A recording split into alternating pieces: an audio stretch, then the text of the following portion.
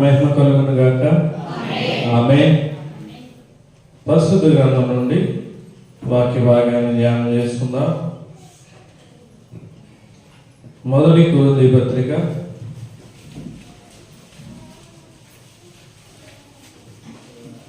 15వ అధ్యాయము. మొదటి కొరింథీ పత్రిక 15వ అధ్యాయం 33వ వచనాన్ని చదువుకుందాం. మోసపోకుడి, దుష్ట సాంగత్యము మంచి నడవడిని చెరుపు. ప్రార్థన చేసుకుందాం. మహాగౌడ, మహోన్నతుడ, సర్వాధికారి, సర్వకృపానిలైన దేవా, నీకే వందనాలు, స్తుతులు, స్తోత్రాలు చేస్తున్నామయ్యా. గడిచిన పునరుద్ధాన నుంచి పునరుద్ధాన వరకు మీ రెక్కల చాటు మమ్మల్ని కాచి కాపాడి సజీవులుగా ఉంచి నీ పరిశుద్ధమైన సన్నిధులు ఈ రీతిగా కూడి ఉండి నిన్ను గణపరచడానికి, స్తుతించడానికి, ఆరాధించడానికి ఏ యోగ్యతలు లేని మాకు యోగ్యతనిచ్చినందుకు నీకే వందనాలు ప్రభా. వాక్య భాగంలోకి వెళ్ళుచుండగా మాతో అందరితో మాట్లాడండి. వినగలిగే చెవులు, గ్రహింపగలిగే హృదయాలు అందరికీ దయచేయండి. మేము ఆత్మీయంగా విశ్వాస జీవితంలో ఎదగడానికి ఈ మాటలు మాకు ఎంతో ఉపయోగకరంగా ఉండడానికి మీరే మాకు సహాయం చేసి నడిపించుకొని ఈ ఆరాధన చేతులకు అప్పిస్తూ నీకే మహిమ గంత చెల్లులాగా మీరే సహాయం చేయమని వేడుకుంటూ ప్రార్థన అంగీకరించమని ప్రభువైన యేసుక్రీస్తు పరిశుద్ధ నామమును బట్టి మీకు లేనంతో అడిగి వేడుకుంటున్నాం తండ్రి. ఆమేన్. అందరికీ దేవుడు మహాప్రభుని బట్టి దేవత దేవుడు మరి యొక్క పునరుద్ధాన దినాన్ని ఆదివారపు ఆరాధనలో ఏ యోగ్యత లేని మనకు యోగ్యతను దేవుడు అనుగ్రహించాడు. నిజంగా చెప్పాలంటే మనకి ఏ యోగ్యత లేదండి. ఆయన పరిశుద్ధుడు, పవిత్రుడు అయిన ఆ దేవాది దేవుడిని మనం ఆరాధించే అర్హత మనకి ఎంత మాత్రం లేదు. కానీ దేవుడు మనకి అట్టి అర్హతను, భాగ్యమును, గొప్ప యోగ్యతను దేవుడు మనకి అనుగ్రహించాడు. ఒక చిన్న విషయాన్ని మీకు జ్ఞాపకం చేస్తాను. ఒక వ్యక్తి ఉండేవాడంట. ఆ వ్యక్తి దేవుని సంఘానికి వెళుతూ దేవుని సన్నిధిలో చాలా ఉపయోగకరంగా ఉండేవాడంట. అంటే ఏదైనా చెయ్యాలన్నా, ఏదైనా కార్యక్రమాలు ఉన్నా ప్రతీది కూడా వెన్నుదండుగా అంటారు కదా, ఆ రీతిగా ఉండేవాడంట ఆ వ్యక్తి. అయితే ఒక రోజుని ఆ వ్యక్తి పని చేసుకుని చక్కగా దేవునికి ఉపయోగపడుతూ ఉండేవాడు. అప్పుడు పాస్టర్ గారిని అడిగాడు, అయ్యా ఎక్కడికో వెళ్ళి పని చేసుకుని రావడం నాకు ఇబ్బందికరంగా ఉంది.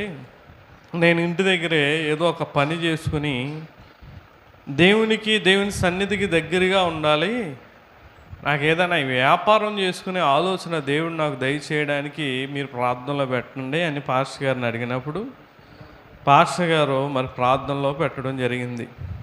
మరి ఆ వ్యక్తికి ఒక గేదె కొనుక్కొని వ్యాపారం చేసుకుందాం, పాలు అమ్ముకుందాం, బాగుంటుంది అన్న ఆలోచన వచ్చి మరి ఆ గేదె కొనుక్కొని ఆ పాల వ్యాపారం చేస్తూ ఉండేవాడు. అలాగా పాల వ్యాపారం చేస్తూ అతడు ఆ పాల వ్యాపారంలో బిజీ అయ్యి దేవుని సన్నిధికి ఏమవుతారండి చెప్పండి? దూరం అవుతూ ఉంటారు. దూరం అవర్లేండి. మొదట్లో టయానికి వచ్చేవాళ్ళు ఏం చేస్తారంటే పాటలు అయిపోయాక వస్తారు. ఇంకా దేవుడు ఆశ్రయించే కొలది ఎప్పుడు వస్తారు? వాక్యానికి బిగినింగ్లో వస్తారు. ఇంకా బాగా ఆస్వాదించే వాళ్ళని ఏం చేస్తారు? వాళ్ళు వాక్యం సగంలో వస్తూ ఉంటారు. అంటే దేవుని ఆశీర్వాదం ఎక్కడ తీసుకుపోతుంది? మనల్ని దేవునికి దూరంగా తీసుకుపోతూ ఉంది. ఆ వ్యక్తి దేవుని సన్నిధికి రావడం, దూరం అవ్వడం ఈ పాస్టర్ గారు గ్రహించి, ఏంటండి మీరు చాలా చక్కగా దేవుని కార్యక్రమాల్లో, దేవుని ప్రార్థనలో, దేవుని అన్ని విషయాల్లో ముందుండేవారు, ఏంటి ఇలాగా మీరు అయితే ఎలాగంటే అప్పుడు చెప్తా ఉన్నాడు ఆయన కారణం ఏంటి? నాకు వీలు కుదరడం లేదండి. ఈ పనంతా చేసుకుని ఈ పాలన్నీ అమ్మి వచ్చినప్పటికి ఏమైపోతుంది? సమయము అయిపోతుంది అని చెప్పాడంట. అప్పుడు దేవుడు అనుకున్నాడంట, ఆహా నా దగ్గరికి రావడానికి, నీవు నా దగ్గర ఉండడానికి ఏది అడ్డంగా ఉంది? ఆమె ఏం అడ్డంగా ఉంది? ఈ గేదె అడ్డంగా ఉందా అని చెప్పి గేదెని ఏం చేశాడంట? తీసేసాడంట. ఈరోజు చాలామంది దేవుని సమయానికి రావడానికి, దేవుని సన్నిధికి రావడానికి ఏయో కారణాలు చెప్తూ ఉంటారు. నా భర్తకు వంట చేయాలండి, లేకపోతే క్యారేజీ పెట్టాలండి, పిల్లల్ని తయారు చేయాలండి, లేకపోతే ఆ పనులు పెట్టండి, మీకు తెలియదు కదా, తెలుసు కదండి, ఇవన్నీ చక్కబెట్టుకుని వచ్చినప్పటికీ ఈ సమయం అంటే నీవు దేవుని దగ్గర రావడానికి నీ భర్త, నీ కుమారుడు, నీ కుమార్తె, నీ భార్య, నీకు కావలసిన వాళ్ళందరూ నీకు అడ్డు వస్తూ ఉన్నారు. గుర్తుపెట్టుకో, జాగ్రత్త. దేవునికి వేరుగా ఉన్నా, దేవునికి ఏది అడ్డుగా ఉన్నా దేవుడు ఏం చేస్తాడండి? పక్కన పెట్టేస్తాడు. ఈ విషయాన్ని చాలా జాగ్రత్తగా ఆలోచన చేసుకోండి. ఏదో దేవుడు అంటే అసమస్యగా ఏదో ఏలాకులంగా తీసుకుంటూ ఉన్నారండి. ఎప్పుడు వెళ్ళినా పర్లేదు, ఎప్పుడు వచ్చినా పర్లేదు అన్నట్టుగా. ప్రియులారా, చాలా జాగ్రత్త. దేవునికి అడ్డుగా ఏది అలా దేవుడు అబ్రహాముని, ఇస్సాకుని ఎందుకు ఇమ్మన్నాడు తెలుసా? వృద్ధాప్యంలో పుట్టాడు కదా ఇస్సాకు అబ్రహాంకి. నాకు అబ్రహాంకి మధ్యన ఎవరు వచ్చేసాడు? ఇస్సాకు వచ్చేసాడేమోనని డౌట్తో నీ కుమారుడు నాకు బలిగా ఇచ్చేయమన్నాడు.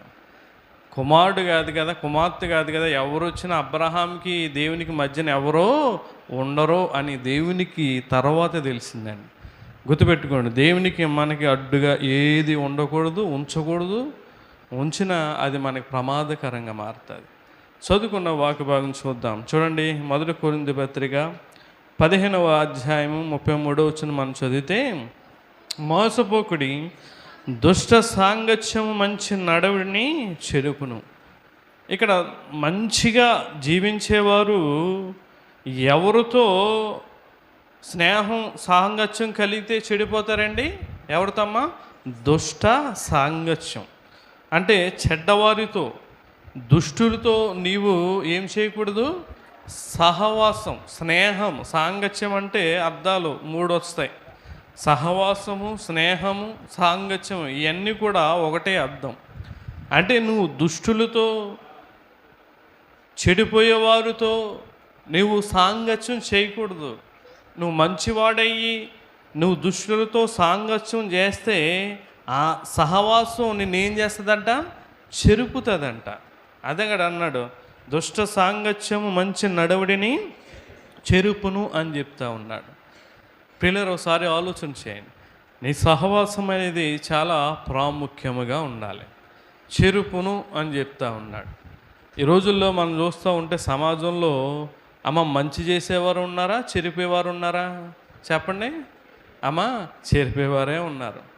సమాజంలో చూస్తే చెరపడమే, కుటుంబం చక్కగా ఉంటే చెరపడమే, కోడల్ని చెరపడం, లేనిపోని చెప్పి అత్తగారి మీద, కూతుర్ని చెరపడం, అల్లుడిని చెరపడం, అన్నదమ్ముల మధ్య వారిని చెరపడం, అక్క చెల్లెల్ని చెరపడం, సంఘంలో ఉన్న తోటి విశ్వాసుల్ని జరపడం.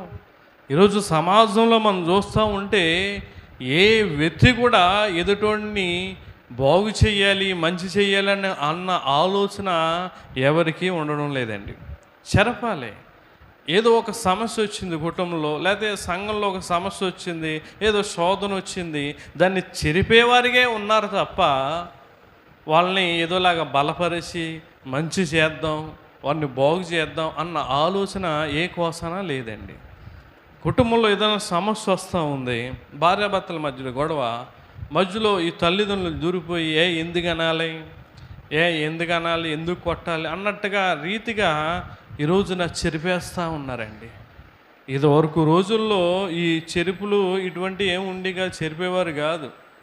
ఈ మధ్యన సమాజంలో చూస్తూ ఉంటే ప్రతి ఒక్కరిని కూడా ఏదోలాగా చెరపాలి, ఏదోలాగా వీరికి చెడ్డ చేయాలన్న ఆలోచనే ఎక్కువ కలిగి ఉంటా ఉన్నారు. జాగ్రత్త.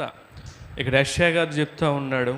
యెషయా గ్రంథం 1వ అధ్యాయం 4వ వచనంలో మనం చదివితే చూడండి ఏమంటున్నాడు, పాపిష్టి జనమా, దోషభరితమైన ప్రజలారా, దుష్ట సంతానమా, చెరుపు చేయు పిల్లలారా, మీకు శ్రమ, వారు యెహోవాను విసర్జించి ఉన్నారు, ఇశ్రాయేలు యొక్క పరిశుద్ధ దేవుని దూషించురని చెప్తా ఉన్నాడు. చాలమ్మా. చెరుపు చెయ్యు పిల్లలారా, ఏంటమ్మా మీకు శ్రమ. గుర్తుపెట్టుకో, నువ్వు ఎదుటోళ్ళని చెరుపుతా కూర్చుంటే దేవుడు నిన్ను ఆస్వాదించడు.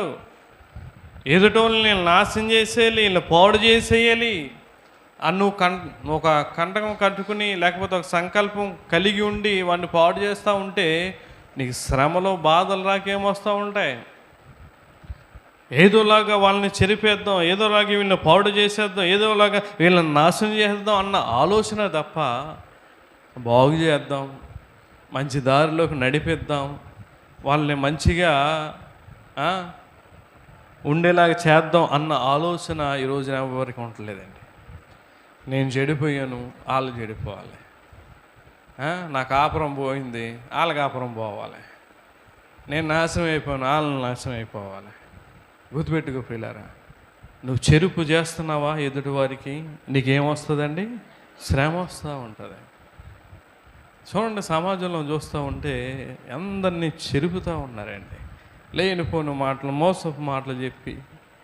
ప్రియులారా, ఏ ఒక్కరు కూడా ఏదన్నా కుటుంబంలో ఒక సమస్య కానీ, ఒక సంఘంలో సమస్య కానీ వస్తూ ఉంటే దాన్ని ఇంకా రెట్టింపు చేస్తూ ఉన్నారు తప్ప పద పని అమ్మ ఏదో అన్నారు, పద పని అమ్మ అని సర్ది చెప్పేవారు లేరు. ఎందుకు అనాలి, ఎందుకు అడగాలి, ఎందుకు అని లేనిపోని మాటలు చెప్పి చెరుపుతూ ఉన్నారు. గుర్తుపెట్టుకో, ఇటువంటి వారందరి కోసం వెనకాల శ్రమ వస్తూ ఉందంట. మనం చూస్తూ ఉంటే వేటిని చెరుపుతూ ఉన్నారు అన్నది ఈ ఉదయకాలం మనం చూద్దాం. మొదటిగా చూస్తే మనుషుల మనసులను ఈరోజున మనుషుల మనసులను చెరుపుతూ ఉన్నారు. చూడండి, 2వ కొరింథీ పత్రిక మీ మనసులను చెరుపుతూ ఉన్నారు. ఇక్కడ మనకి అపోస్తులైన పౌలు గారు చూడండి అవ్వను జ్ఞాపం చేస్తాడు. 2వ కొరింథీ పత్రిక 11వ అధ్యాయము 3వ వచనం చదువుదాం. చూడండి, సర్పము తన కుయుక్తి చేత అవ్వను మోసపరిచినట్లు మీ మనస్సులను చెరపబడి క్రీస్తు ఎడలనున్న సరళత నుండి పవిత్రత నుండి ఎట్లయినను తొలగిపోనేమో అని భయపడుచున్నాను అని చెప్తా ఉన్నాడు. అవ్వను మోసము చేసి అవ్వ మనసును సాతాను ఏం చేశాడు? చెరిపేశాడండి. చాలా చక్కగా ఉండేది అవ్వ, మంచి మనసునిచ్చాడు దేవుడు అవ్వకి, ఆదాముకి. మంచిగా ఉండేవారు దేవునితో మంచిగా సహవాసం కలిగి ఉన్నాడు. మధ్యలో వార్చలేకపోయాడు ఎవరో అమ్మా, సాతాను, అపవాది. ఈరోజు కూడా అలాగే ఉంటారు. చక్కగా మంచిగా ఉంటే, మంచిగా కలిసి ఉంటే ఏం చేస్తూ ఉంటారు కొంతమంది? వార్చలేరు. అలాగే అవ్వ ఆదాము దేవునితో మంచి సహవాసం కలిగి స్నేహం కలిగి ఉండడం ఇక్కడ అపవాది సాతాను వార్చలేక ఏం చేశారంటే కుయుక్తితో అవ్వను మోసపరిచినట్లు మీ మనసులను చెరపబడి. అప్పుడు అవ్వను అక్కడ చెరిపేశాడు తన మనస్సును లేనిపోయిన మాటలు చెప్పి చెరిపేశాడండి. ఈరోజు కూడా లేనిపోయిన మాటలు చెప్పి నీ భార్య మీద నిన్ను చెరుపుతారు, జాగ్రత్త. లేనిపోయిన మాటలు చెప్పి నీ భర్త మీద నిన్ను చెరపాలని చూస్తారు. లేనిపోయిన మాటలు నీ బిడ్డల మీద చెప్పి మిమ్మల్ని చెరపాలని చూస్తారు, జాగ్రత్త. వారికి నువ్వు చోటు ఇవ్వకు, మోసపోకు. నువ్వు చోటు ఇచ్చేసావా నీ కుటుంబం నాశనం అయిపోయినట్టే. నా భార్య అటువంటిది కాదండి, నా భర్త అటువంటిది కాదు అని చెప్పలేకపోతూ ఉన్నారు ఈ రోజున. నా బిడ్డలు అటువంటి వాళ్ళు కాదండి. వాళ్ళ మాటలకి విలువ ఇస్తూ ఉన్నారు తప్ప ఇంట్లో వ్యక్తుల మాటలకి విలువ లేకుండా పోతుంది ఈ రోజున. నిజాన్ని అబద్ధాన్ని నమ్మినట్టుగా నిజాన్ని నమ్ముతారా? నమ్మలేరు. నిజాన్ని అస్సలు నమ్మలేరు, అబద్ధాన్ని బాగా నమ్మగలరు. ఇక్కడ అదే చెప్పింది. ఏం చెప్పింది చూడండి, ఆదికాండం 3వ అధ్యాయము చూడండి 2వ వచనం నుంచి మనం చదువుతూ ఉంటే, అందుకు స్త్రీ చూడండి ఇక్కడ, ఈ తోట మధ్యన ఉన్న చెట్ల ఫలములను గూర్చి తినవచ్చును. చదవమ్మా. ఈ స్త్రీ అయితే తోట మధ్యనున్న చెట్టు ఫలములను గూర్చి దేవుడు మీరు చావకుండునట్లు వాటిని తినకూడదనియు వాటి ముట్టకూడదనియు చెప్పినని సర్పముతో అనెను. దేవుడు తినొద్దన్నాడండి, ముట్టకూడదన్నాడు, అది అన్నాడు, ఇది అన్నాడని ఏమి చెప్పలే. తినొద్దన్నాడు అంతే, తినకూడదన్నాడని అంటే మళ్ళీ ఏం చెప్తా ఉంది, ముట్టకూడదు, తినకూడదు అని ఏవో చెప్తూ ఉంది. మనకెందు చదివితే, అందుకు సర్పం మీరు చావనే చావరు, ఏలయనగా మీరు వాటిని తినుదినమున మీ కన్నులు తెరవబడిననియు మీరు మంచి చెడ్డలను ఎరిగిన వారే దేవతలే ఉందురనియు దేవునికి తెలియనని స్త్రీతో చెప్పగా, స్త్రీ ఆ వృక్షము ఆహారమునకు మంచిదియు కన్నులకు అందమైనది వివేకమనిచ్చు రమ్యమైనది ఉండుట చూసినప్పుడు. చూడండి ఇక్కడ సర్పము తనను మోసపరచక ముందు ఆమెకి ఎలాగంటే కన్నులకు అందముగా రమ్యంగా కనబడలేదు. ఎప్పుడు కనబడింది? ఆమె మనసును చిరిపినప్పుడు ఎలా కనబడుతుంది? ఆమె ఎలా కనబడుతుందమ్మా? ఇక్కడ చదువు కదా, ఆహారమునకు మంచిదియు కన్నులకు అందమైనది వివేకమిచ్చు రమ్యమైనదిగా కనబడతా ఉంది. ఏ పాపము నీ దగ్గర రాకముందు నువ్వు బాగానే ఉంటావు. ఏదన్నా ఎవరన్నా తాగరా బాగుంటుంది, చక్కగా ఉంటుంది, ఇంట్లో నీ సమస్యలు ఏంటి సమాధానం ఉంటుంది, చక్కగా నెమ్మది ఉంటుంది నీకు అని చెప్తూ ఉంటారు. నువ్వు తాగకముందు బాగానే ఉంటుంది, వీడి చెప్పినప్పుడు అది నీకు ఎలా కనబడుతుంది? మంచి రమ్యముగా, నీ బాధను తీసేదిగా అది చక్కగా కనబడబడుతుంది. తీర చూద్దా తాగితే బాధ కాదు కదా, నీలో ఉన్న ఆరోగ్యం పోతూ ఉంటుంది. ఇక్కడ మనం ఆలోచన చేస్తే ప్రతిరోజు కూడా 24 గంటలు కూడా చూస్తూనే ఉంది అవ్వ, కానీ ఎప్పుడు కూడా ఆమెకి అలాగ కనబడలేదు. ఎప్పుడు కనబడింది? సర్పము తన మనసును చెరిపినప్పుడు కనబడింది. ఈరోజు కూడా మీ మనసులను చెరపడానికి చూస్తూ ఉన్నారు. గుర్తుపెట్టుకో, పాపము, చెడుతనము, అపరాధము నీకు చాలా అందంగా, తీయగా, చాలా మృదువుగా కనబడుతుంది, కానీ దాని వెనక చాలా బాధ, కష్టం ఉంటుందండి. ఇక్కడ దేవుని మాట వినకుండా ఈ సర్పము మాట విని తన మనసును చెరుపుకుని ఏమైపోయారండి? ఆ ఏదోను తోట నుండి గెంటబడ్డారు, త్రోసివేసబడ్డారు. మనం ఆలోచన చేసుకోవాలి. ఈ రోజున నీదేదేదో చెప్తూ ఉంటారు, నువ్వు అన్ని మాటలు నువ్వు వింటూ ఉంటే నువ్వు పాడైపోతావు. నీ మనసులు చెరుపుతూ ఉన్నారు. అలాగే సర్పము ఏం చేసిందంటే అవ్వ మనసును చెరిపి ఏదోలాగా దేవునితో సహవాసం చెడగొట్టాలి, వీళ్ళ నన్ను పాతాలను దొక్కేశాడు, అదే రీతిగా నేను పొందిన బాధ వీళ్ళు పొందాలని చెప్పి పాడు చేయాలని చూసి సర్పము అపవాది కావాలని చేశాడు. ఈ రోజున కూడా నీ వెన్నంటే ఉన్నవాళ్ళు దొంగ దెబ్బ తీస్తూ ఉంటారండి, నిన్ను చెరపాలని చూస్తూ ఉంటారు. చాలా జాగ్రత్తగా నీవు నీ కుటుంబాన్ని కాపాడుకోవాలి. నీవు నీ కుటుంబాన్ని కాపాడుకోలేవు, ఎవరు కాపాడతారు? అమ్మా, దేవుడు కాపాడతాడు. కనుక దేవుని దగ్గర ఎవరు ఉండాలి? నీ కుటుంబం ఉండాలి. అప్పుడు ఎవ్వరు కూడా నీ కుటుంబాన్ని ఎవ్వరు ఏమీ చేయలేరు. మనం ఆలోచన చేస్తే రోమపత్రిక 16వ అధ్యాయము 18వ వచనం మనం చదివితే చూడండి, అట్టివారు మన ప్రభువు అయిన క్రీస్తుకు కాక తమ కడుపునకే దాసులు, వారు ఇంపైన మాటల వలను ఇచ్చకములను నిష్కపటుల మనస్సులను మోసపుచ్చుదురు అని చెప్తా ఉన్నాడు. ఇంపైన మాటల వలనను ఇచ్చకపు వలనను, నిష్కపటులంటే మంచివారు, నిజాయితీ పరులు, నీతి కలిగిన వారు, యథార్థత కలిగిన వారు, వారి మనసులు ఏం చేస్తూ ఉన్నారంటే మోసపరుస్తూ ఉన్నారంట. ప్రియులారా జాగ్రత్త, నీ మనస్సులను నువ్వు చెరుపుకోకూడదు. అందుకే అంటాడు ద్వితీయోపదేశకాండంలో మోషే గారు చెప్తాడు, చూడండి, నీ హృదయమును నువ్వు కాపాడుకోలేని చెప్తాడు. చూడండి, ద్వితీయోపదేశకాండం 4వ అధ్యాయము, ద్వితీయోపదేశకాండం 4వ అధ్యాయం 9వ వచనం మనం చదివితే చూడండి, అయితే నీవు జాగ్రత్త పడము, నీవు కన్నులారా చూచిన వాటిని మరవకుండానట్లు అవి నీ జీవితకాలం అంతయు నీ హృదయముల నుండి తొలగు పోకుండానట్లు నీ మనస్సును బహు జాగ్రత్తగా కాపాడుకొనుము, నీ కుమారులకును నీ కుమారులకును వాటిని నేర్పుము అని చెప్తాడు చాలమ్మ. ఏం కాపాడుకోవాలంట? నీ మనస్సును ఏమంటున్నాడు? బహు జాగ్రత్తగా కావాలి. మనం ఏం కాపాడుకుంటాం చెప్పండి?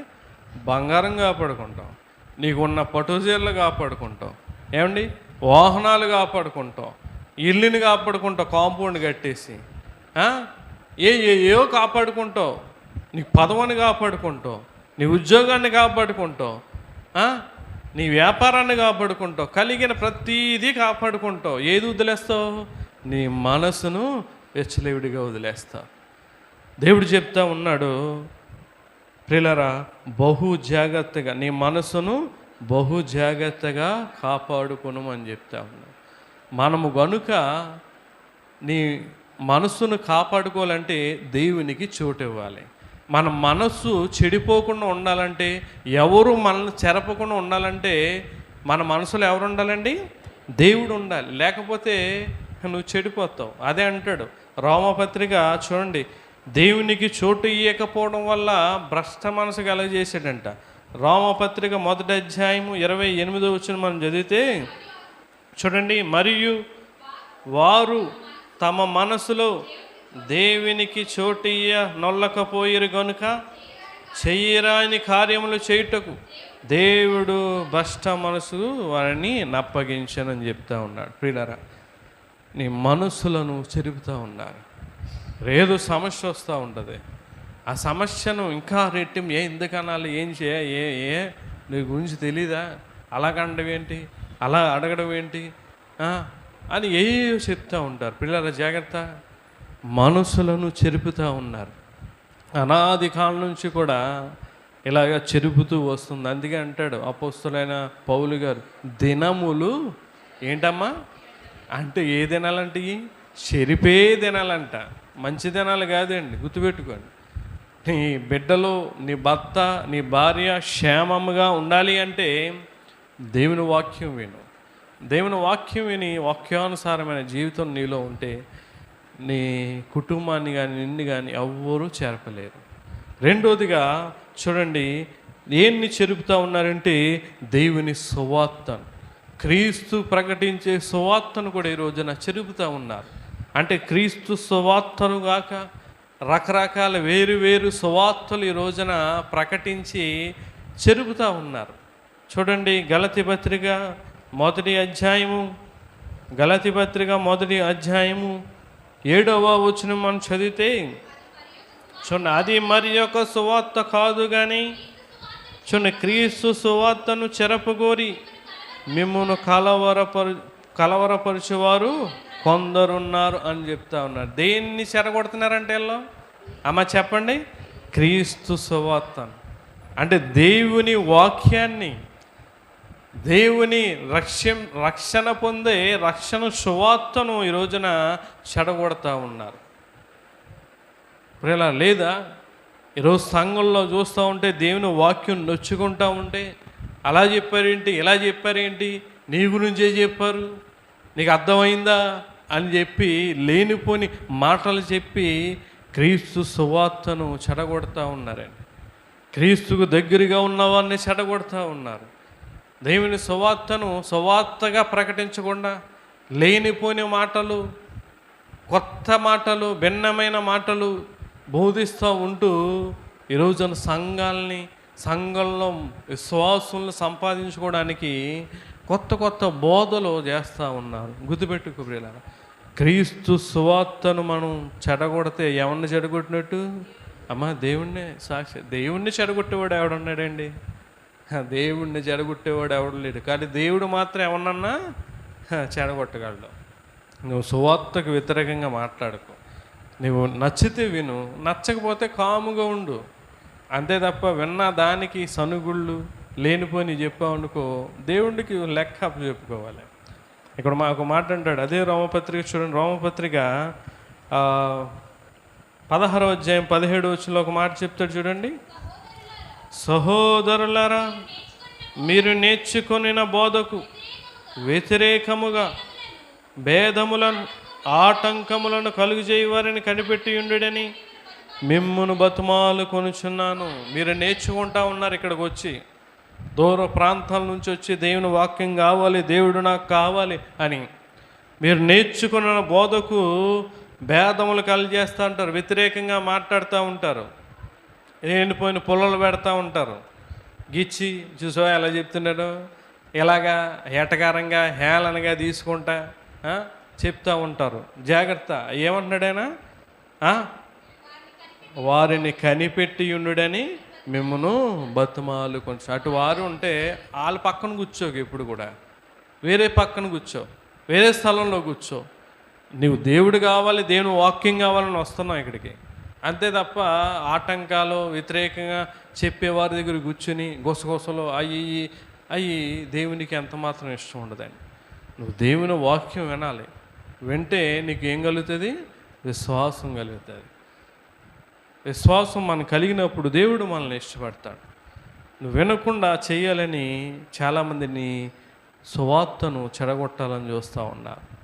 చాలామంది చెప్తూ ఉంటారు, అయ్యగారు పైకి తెల్లవారని చెప్తూ ఉంటే ఏయో చెప్తూ ఉంటారు. అలా చెప్తున్నాడు, అంత మన పాపం గురించి చెప్తున్నాడు అంటే క్రీస్తు సువార్తను ఏం చేస్తున్నారు? వీళ్ళు చెడగొడుతూ ఉన్నారు.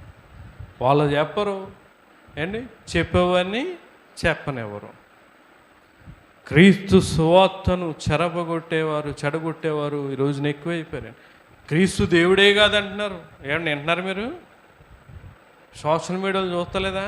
అవి ఏం చూస్తారులేండి, ఏవి చూస్తాం మనం, ఉపయోగకరమైన ఒకటి చూడడం.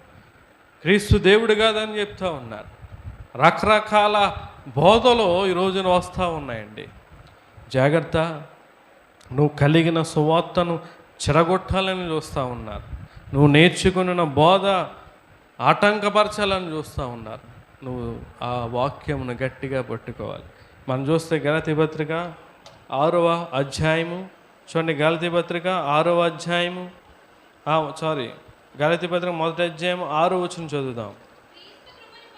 చూడండి, క్రీస్తు కృపను బట్టి మిమ్మును పిలిచిన వానిని విడిచి చూడండి భిన్నమైన సువార్త తట్టుకు మీరింత త్వరగా తిరిగిపోవుట చూడగా నాకు ఆశ్చర్యము కలుగుచున్నది. అక్కడే గలతీ సంఘానికి పౌలు గారు దేవుని సువార్తను ప్రకటించి దేవుని వాక్యాన్ని నేర్పించి వారి రక్షణ మార్గంలో నడిపించాడు. ఈయన వెళ్ళిపోయిన తర్వాత ఎటువంటి బోధలు వచ్చినాయంట? భిన్నమైన సువార్తలు వచ్చినాయి, అంటే కొత్త సువార్తలు వచ్చినాయంట, క్రొత్త బోధలు వచ్చినాయంట. వాటికి వీరు ఏం చేశారంట? త్వరగా తిరిగిపోయారు. నిజమే కదా? దేవుని వాక్యం కింద చెప్తే నచ్చదు, కఠినంగా చెప్తే నచ్చదు, గట్టిగా చెప్తే నచ్చదు.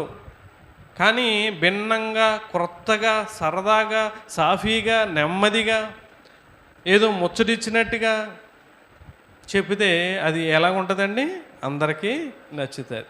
చూడండి, సభల్లో ఏమండి కఠినంగా చెప్పేవాళ్ళు వెళ్ళరు, దేవుని వాక్యం కింద చెప్పేవాళ్ళు వెళ్ళరు. ఎవరిని పిలుస్తారు? మధ్యలో అలాగా నడిపించే వాళ్ళు మాత్రమే పిలుస్తారు. ఎందుకంటే వాళ్ళకి మాత్రమే ఏమొస్తారు? జనాలు వస్తారు.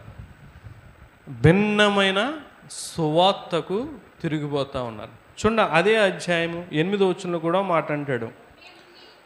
చూడండి, మేము మీకు ప్రకటించిన సువార్తగాక మరి ఒక సువార్తను మేమైనను పరలోకము నుండి వచ్చిన ఒక దూత అయినను మీకు ప్రకటించినలా అతడు శాపగ్రస్తుడు. దేవునికి మహిమ కలుగునుగాక. మీరు నేర్చుకున్న బోధ మీరు ఎక్కడో ఏదో వింటారో, ఏదో యూట్యూబ్లో ఏదో వింటారో, ఏదో వాట్సాప్లో ఏయో వింటారు షార్ట్స్, లేకపోతే టీవీలో ఏయో చూస్తారో. గుర్తుపెట్టుకో, నీవు ఇక్కడికి వచ్చి నేర్చుకున్న బోధకు ఏమంటున్నాడైనా? పరలోకము నుండి వచ్చిన ఒక దేవదూతైనను మీకు ప్రకటించిన ఎడలా శాపం. దేవుని సువార్త నువ్వు కలిగి ఉన్నావు, రక్షణ పొందావు. ఆ రక్షణ ద్వారా దేవుడు నేను దీవించాడు, ఆశీర్వదించాడు నీ కుటుంబాన్ని. నీ పరిస్థితి, నీ స్థితి మారిపోయాక, కొత్త కొత్త బోధలు చెవిలో పడ్డాగా నువ్వు భిన్నమైన బోధలకు ఆటలకి తిరిగిపోతూ ఉంటే ప్రియులరా, శాపాన్ని మనం తెలుసుకుంటాం. చాలామంది దేవుని సన్నిధిలో నుంచి వెళ్ళిపోయి అలాగే భిన్నమైన బోధలు, కొత్త బోధలకు, పొగడ్తలకు, ఆటలకి అలవాటైపోయి వెళ్ళిపోయి పాడైపోయారండి. నాకు వేరుగా ఉండి దేవుని వాక్యానికి నాకంటే అర్థం దేవుని వాక్యానికి వేరుగా ఉండి ఎవరు నువ్వు కేవలం ఇక్కడ నుంచి వెళ్ళిపోయినా దేవుని వాక్యం ఉన్న స్థలానికి వెళ్ళిపోయావు అనుకో, అది వేరేగా ఉంటుంది. గుర్తుపెట్టుకుని ప్రియరా, దేవుని వాక్యం రెండంచుల ఖడ్గం అని చెప్తాడు. అందుకంటాడు అది చూడండి, 2వ తిమోతి పత్రిక 4వ అధ్యాయం 4వ వచనం చదివితే ఇక్కడ ఇంకా చక్కగా చెప్పాడు పౌలు గారు. ఏమంటున్నాడు ఆయన? సత్యమునకు చెవినీయక కల్పనా కథల వైపునకు తిరుగు కాలము వచ్చును. సత్యమునకు ఏమెవరంటే వాక్యం చెప్తే నిద్ర వచ్చేస్తుంది. వాక్యం చెప్తూ ఉంటే సెలవు చూసుకుంటూ ఉంటారు. వాక్యం చెప్తూ ఉంటే పక్కన మాట్లాడుకుంటూ ఉంటారు. వాక్యం చెప్తూ ఉంటే బైబిల్లో ఈ వచనం కాకుండా ఏదోదో చదువుతూ ఉంటారు. వాక్యం చెప్తూ ఉంటే ఏదేదో ఆలోచనలు కలిగి ఉంటారు. ఇంటి దగ్గర మనస్సు పెట్టుకుంటూ ఉంటారు. వెళ్ళాక ఏం చేద్దాం, ఏం వండుకుందాం, లేదా సాయంత్రం ఎక్కడికి వెళ్దాం, ఈ ఆలోచనలు కలిగి ఉంటారు. సత్యము వాక్యానికి ఏమి ఇవ్వట్లేదండి, సేవ ఇవ్వడం లేదు. దేనికి ఇస్తూ ఉన్నారు? కల్పన కథల వైపు తిరుగుతూ ఉన్నారు. నాకు ఎందుకో కానీ కథలు చెప్పాలనుకుంటాను, ఇక నిలబడ్డాక కథలు రావు. చెప్దాం అనుకుంటాను నేనే, ఏయోటి కథలో ప్రిపేర్ అయ్యి వస్తాను, రాబండి ఇక్కడికి వచ్చాక అయ్యేమో దేవునికి ఇష్టం ఉండదేమో. పిల్లరా, కల్పన కథల వైపు తిరుగు కాలము వస్తూ ఉందంట. ఇక్కడ మనం ఆలోచన చేస్తే 2వ కొరింథీ పత్రిక 4వ అధ్యాయము, 2వ కొరింథీ పత్రిక చూడండి, 4వ అధ్యాయము 2వ వచనం చదువుదాం. చూడండి ఏమంటున్నాడంటే, అయితే కుయుక్తిగా నడుచుకొనకయు దేవుని వాక్యమును వంచనగా బోధింపకయు సత్యమును ప్రత్యక్షపరచుట వలన ప్రతి మనుష్యుని మనసాక్షి ఎదుట మమ్మను మేమే దేవుని సముఖము మందు మెప్పించుకొనుచు అవమానకరమైన రహస్య కార్యములను విసర్జించుచున్నాము అని చెప్తా ఉన్నాడు. కుయుక్తిగా నడుచుకొనకయు దేవుని వాక్యమును వంచనగా, దేవుని కుయుక్తండి. ఈ రోజున దేవుని ఏదోలాగా విశ్వాసుల్ని రాబట్టుకోవాలి, ఏదోలాగా సంఘాలను కట్టాలి, సంఘాలను నింపుకోవాలి. కుయుక్తి దేవుని దగ్గర కుయుక్తులు పనిచేయవండి. బాగున్నంతసేపు దేవుడు అవకాశం ఇస్తాడు, చల్లే మారతాడులే మారలేదనుకో దేవుడు ఏదో ఒక రోజున పనిష్మెంట్ ఇచ్చేస్తాడు. కుయుక్తులై పనిచేయకు. దేవుడు వాక్యం బోధించమన్నాడు, వాక్యాన్ని బోధించడమే. ప్రకటించమన్నాడు, ప్రకటించడమే. కుయుక్తులు దేవుని వాక్యమును వంచనగా కూడా బోధిస్తారంట, వంకరగా కూడా బోధిస్తారంట. ఎవరి మీదన్నా పగ ఉందనుకో, ఏమండి కొన్ని సంఘాల్లో చూస్తూ ఉంటాం, ఎవరి మీదన్నా ఏదైనా సమస్య వచ్చి పగ ఉందనుకో ప్రిపేర్ చేసి వాటి గురించి చెప్తూ ఉంటారు. జాగ్రత్త, అటువంటి కూడా మనం చేయకూడదండి. సత్యమును ప్రత్యక్షపరచాలి, సత్యమును మనం బోధించాలి, అంతే. ఇప్పుడు ఒకసారి ఆలోచన చేయండి. క్రీస్తు సువార్తను చెరుగుతూ ఉన్నారు. చెడపడం అంటే ఏంటి? ఇప్పుడు నువ్వు ఇక్కడ విన్నావు, ఎవరో ఒక వ్యక్తి అలా చెప్పాడేంటి, ఇలా చెప్తాడేంటి అంటే దాని అర్థం ఏంటి? చెరపడమే. ఆ వాక్యం ఏంటి, ఎలా చెప్తున్నాడు, అలా చెప్తున్నాడు అంటే నేను చెరుగుతూ ఉన్నాను. నీకు నచ్చింది అది నువ్వు విన్నావు, బాగుంది, నచ్చింది, విన్నాను, ఆ వాక్య ప్రకారంగా జీవించాలి నువ్వు అనుకుంటావు. కానీ నువ్వు జీవించకుండా, ఆ ప్రకారంగా నడవకుండా నిన్ను చెరపాలని చూస్తూ ఉంటారు. చివరిగా చూడండి, విశ్వాసమును చెరుపుతున్నారంట.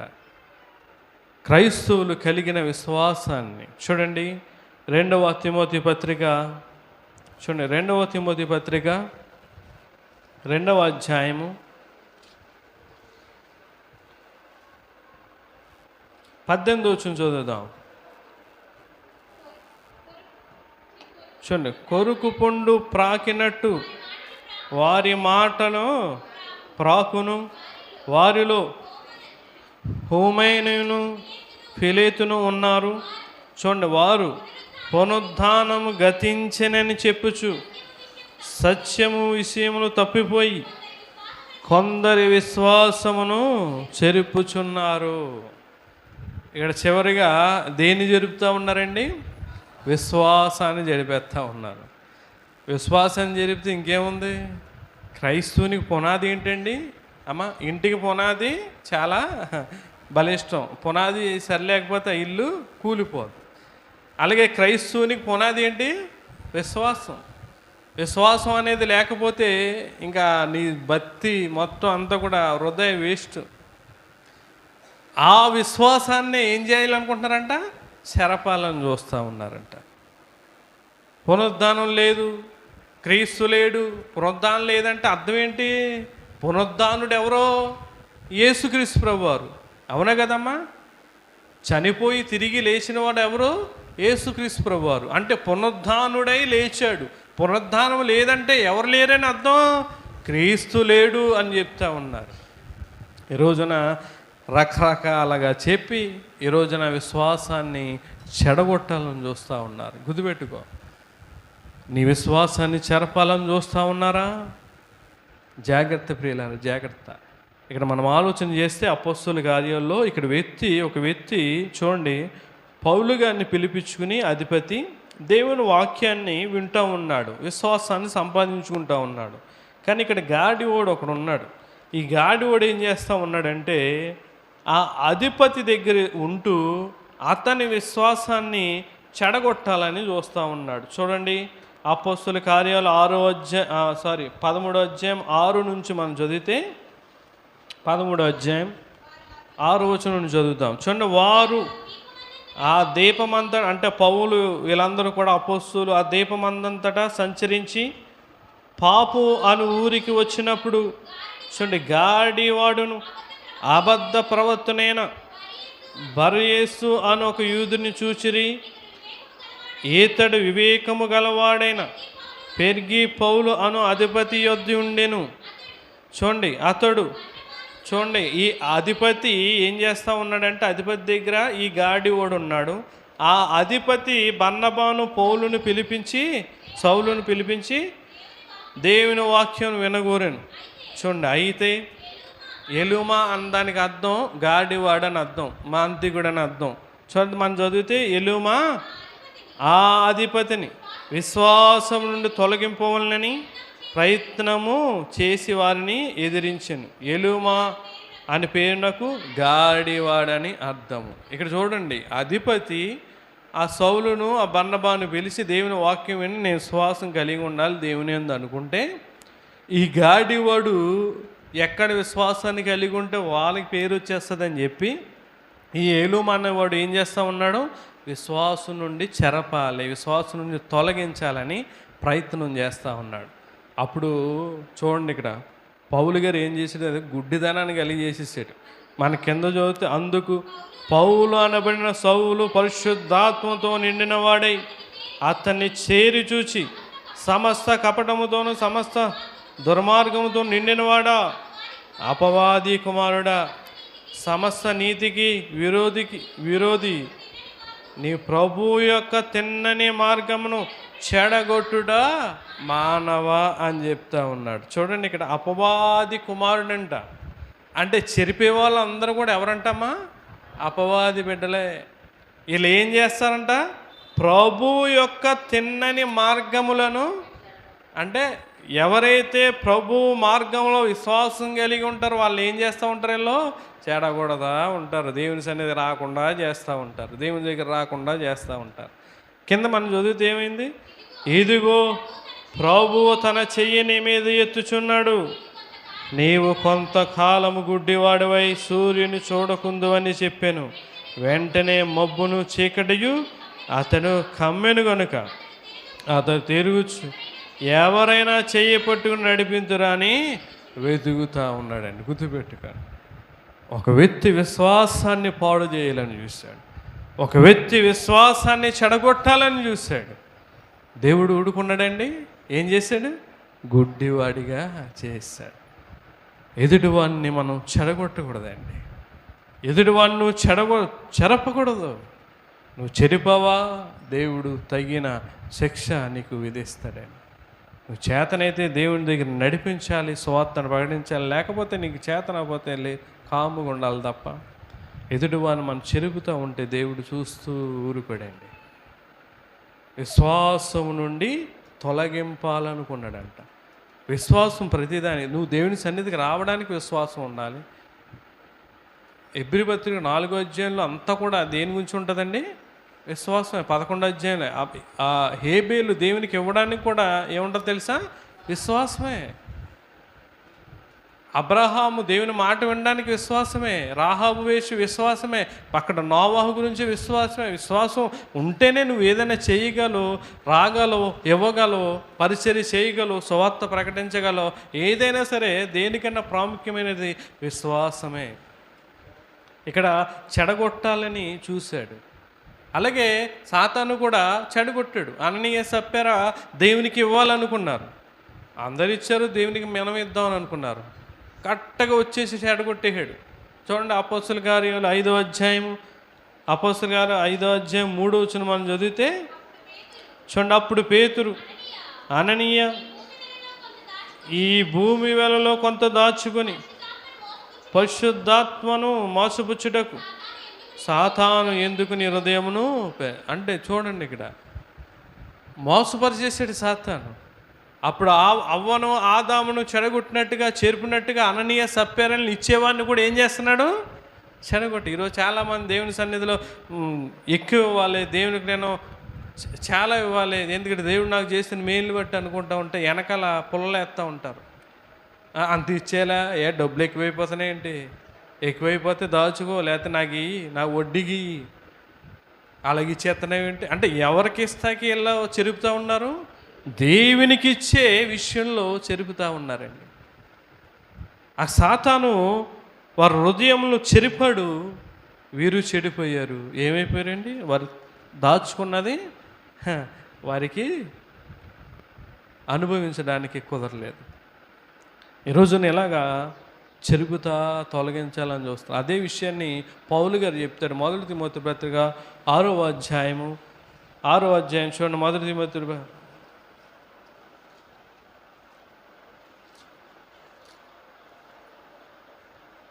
చూడండి, 1 తిమోతి పత్రిక 6వ అధ్యాయం 10వ వచనం చదువుదాం. చూడండి, ఎందుకనగా ధనాపేక్ష సమస్తమైన కీడులకు మూలము. కొందరు దాన్ని ఆశించి దేని నుంచి పడిపోతున్నారండి? విశ్వాసము నుంచి చెడిపోతూ ఉన్నారు, విశ్వాసం నుండి తొలగిపోతూ ఉన్నారు, విశ్వాసం నుండి పడిపోతూ ఉన్నారు. చెరుపుతారు నిన్ను. ఎవకలగా చేయగలగా, పరిచర్య చేయకు, దేవుని సన్నిధికి వెళ్ళకో, దేవునికి ఉపయోగపడకో, దేవునికి ఏమీ చేయకు అని చెరుపుతారు. నువ్వు వారి మాటలు విని చెడిపోయావా? చెడిపోయినట్టే. లేదు, వారి మాటలు వినకుండా నువ్వు విశ్వాసాన్ని కలిగి ఉండి ముందుకు కొనసాగాలి. ప్రియులారా, సాతాను మాటలు విని అననీయ సప్ఫీరా పాడైపోయారు. ఈరోజున ఎవరి మాటలు విని ఈరోజు నువ్వు చెడిపోతూ ఉన్నావు దేవుని విషయాల్లో? విశ్వాసం నీ చెడిపోయిందా? కాపాడుకున్నావా? చివరిగా చూడండి, 2వ తిమోతి పత్రిక 4వ అధ్యాయం 7వ వచనంలో ఏమంటాడు? విశ్వాసమును చూడండి, మంచి పోరాటం పోరాడి తిని నా పరుగు కడముట్టించి తిని విశ్వాసాన్ని కూడా మనం ఏం చేయాలంట? కాపాడుకోవాలి. ఎలా కాపాడుకుంటాం? క్రియలు ఉండాలి. క్రియలు లేని విశ్వాసం మృతం. క్రియలు కలిగి ఉండి నీ విశ్వాసాన్ని నువ్వు ఆ క్రియలు అంటే దేవుని సన్నిధికి రావడం, ప్రార్థన చేయడం, పరిచర్య చేయడం, దేవునికి ఇవ్వడం, దేవుని సువార్త ప్రకటించడం, ఇవన్నీ కూడా క్రియలే. ఆ రీతిగా నీ విశ్వాసాన్ని నువ్వు కాపాడుకున్నప్పుడు ఎవరు కూడా నీ విశ్వాసాన్ని చెరపరు. చెరుపు చేయి పిల్లలారా అమ్మా మీకు శ్రమ అంటున్నాడు. మనం చెరపొద్దు, బాగు చేద్దాం, అనేకులని దేవుని సన్నిధి నడిపిద్దాం. దుష్ట సాంగత్యం మంచి నడవని చెరుపునన్నా నీ సహవాసం దేవునితో ఉండాలి. ఏమంటాడు యోబు గారు? ఆయనతో సహవాసం చేసిన యెడల మీకు సమాధానం అలాగ మేలు కలిగిన. దేవునితో సహవాసం కలిగి ఉండి సమాధానం మేలును మనం పొందుకుందాం. ప్రార్థన చేసుకుందాం. మహాగౌడ, మహోన్నతుడా, సర్వాధికారి, సర్వకృపానిధివైన దేవా, నీకే వందనాలు ప్రభా. ఈ పునరుద్ధాన దినాన్ని ప్రభు మేము ఆచరించడానికి ఎంతో కృప చూపించి నడిపించారయ్యా. చెరుపు ఏం చెరుపుతూ ఉన్నారని చెప్పి మాకు తేటగా బయలుపరిచారు. నిజమే తండ్రి, మా ఆత్మీయ జీవితంలో మనసులను చెరుపుతున్నారు, క్రీస్తు సువార్తను చెరుపుతూ ఉన్నారు. మేము విన్న బోధకు భిన్నమైన బోధలు, కల్పనాకల బోధలు ప్రభు బట్టి మేము చెరుపుతూ ఉన్నారు. అట్టి బోధలు మేము చెడిపోకుండా మేము విన్న బోధను గట్టిగా పట్టుకుని ముందు కొనసాగడానికి సహాయం చేయండి. చివరిగా మేము కలిగి ఉన్న విశ్వాసాన్ని చెడుపుతూ ఉన్నారయ్యా. బలపరిచేవారు ఎవరు లేరండి, మంచి చేసేవారు ఎవరు లేదు ప్రభా. ఏదో రకంగా చెడగొట్టాలి, చెరపాలి అని చూస్తూ ఉన్నారు. అవును తండ్రి, అటువంటి చెరిపే వాళ్ళకి మేము దూరంగా ఉండి మా విశ్వాసాన్ని మేము కాపాడుకొని నీ సేవా పరిచయంలో ముందుకు కొనసాగడానికి మీరే కృప చూపించి నడిపించమని, మీరే మాకు సహాయం చేయమని ఈ ప్రార్థన అంగీకరించమని ప్రభు అయిన యేసుక్రీస్తు పరిశుద్ధ నామమును బట్టి మీకు నేను ఎంతో అడిగి వేడుకొంచున్నాం తండ్రి. ఆమేన్. అందరికీ వందనాలు.